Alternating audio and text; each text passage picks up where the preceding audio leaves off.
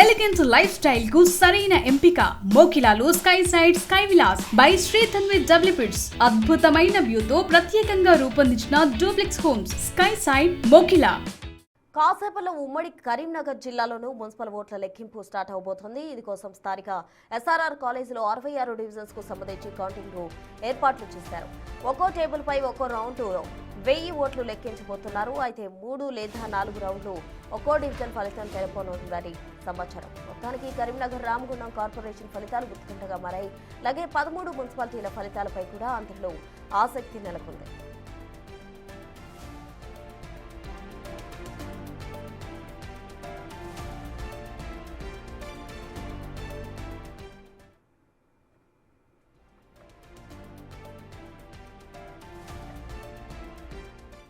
కరీంనగర్లో కాసేపట్లో ఎన్నికలకు సంబంధించిన కౌంటింగ్ ప్రక్రియ అయితే స్టార్ట్ అవబోతోంది. దీనికి సంబంధించి తాజా అప్డేట్స్ మా ప్రతినిధి శ్రీనివాస్ అందిస్తారు. కరీంనగర్ నుండి శ్రీనివాస్, చెప్పండి, మరి కాసేపట్లోనే కౌంటింగ్ ప్రక్రియ ప్రారంభం కాబోతున్న నేపథ్యంలో అక్కడ ఏర్పాట్లు ఏ విధంగా ఉన్నాయి, ఎన్ని టేబుల్ ఏర్పాటు చేశారు, మొత్తం ఎన్ని వార్డులకు గారు, ఎంతమంది అభ్యర్థులు రాబోతున్నారు, ఎవరెవరిని ఎలా చేయబోతున్నారు అన్న కంప్లీట్ డీటెయిల్స్ అందించండి.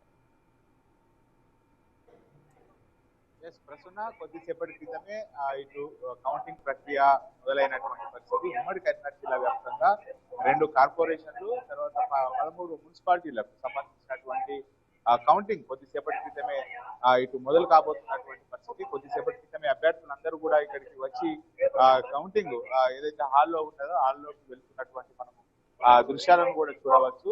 ఇటు ఒక ఏజెంట్, ఒక ఎవరైతే అభ్యర్థి ఉన్నారో కేవలం అభ్యర్థి తరఫున 2 మాత్రమే లోపలికి వెళ్ళాలని చెప్పి ఆదేశాలు ఉండడంతో అయితే లోపలికి పంపిస్తున్నటువంటి పరిస్థితి. మొత్తానికైతే ఇటు కౌంటింగ్ ఇప్పుడు 8 గంటలకు ప్రారంభమయ్యేటువంటి కౌంటింగ్ అయితే ఇటు అధికారులు అన్ని ఏర్పాట్లు కూడా పూర్తి చేసినటువంటి పరిస్థితి. మొత్తం కౌంటింగ్ జరిగేటువంటి పరిసరాల ప్రాంతం లోపల 144 సెక్షన్ నుంచి ఎలాంటి అవాంఛనీయమైనటువంటి సంఘటనలు చోటు చేసుకోకుండా అయితే పటిష్టమైనటువంటి బందోబస్తు మధ్య అయితే కౌంటింగ్ ఇటు మొదలైనటువంటి పరిస్థితి కనబడుతుంది. అభ్యర్థులు లోపలికి వెళ్ళిన తర్వాత వారి సమక్షం లోపల ఏదైతే బ్యాలెట్ బాక్స్ క్యాండిడేట్ బాక్స్ సంబంధించినటువంటి సీలు ఇటు అభ్యర్థి తర్వాత ఏజెంట్ వారికి సంబంధించినటువంటి ఏజెంట్ ఎవరైతే ఉన్నారో వారి సమక్షం లోపలనే ఓపెన్ చేయడం జరుగుతుంది. ఓపెన్ చేసిన తర్వాత ఎగ్జాక్ట్లీ 8 గంటలకు కౌంటింగ్ ప్రక్రియ మొదలు కాబోతుంది. మొదట ఏదైతే పోస్టల్ బ్యాలెట్స్ ఉంటాయో పోస్టల్ బ్యాలెట్స్ లెక్కించిన తర్వాత ఏదైతే మొత్తం 25 ఏదైతే బ్యాలెట్ ఉంటుందో 25 బ్యాలెట్లను ఒక కట్ట చొప్పున కట్టి మొత్తం 1000 ఓట్లు మొదట 1000 ఓట్లను లెక్కిస్తారు.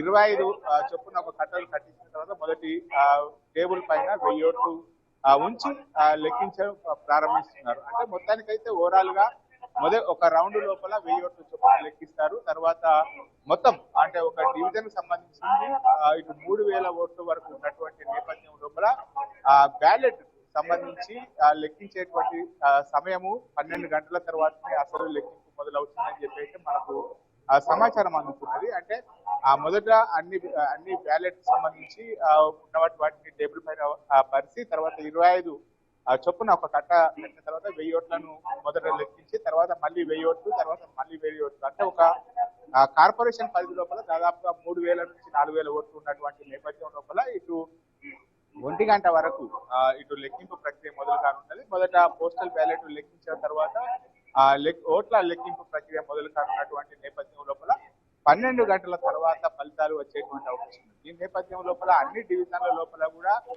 ఇప్పటికే అన్ని పార్టీలు కూడా ఎవరు గెలుస్తారు అనేటువంటి బేరీజు వేసుకొని ఇప్పటికే రామగుండం పెద్దపల్లి ఏదైతే కార్పొరేషన్ ఉందో వాళ్ళంతా కూడా క్యాంపుకు తరలిపోయినటువంటి పరిస్థితి.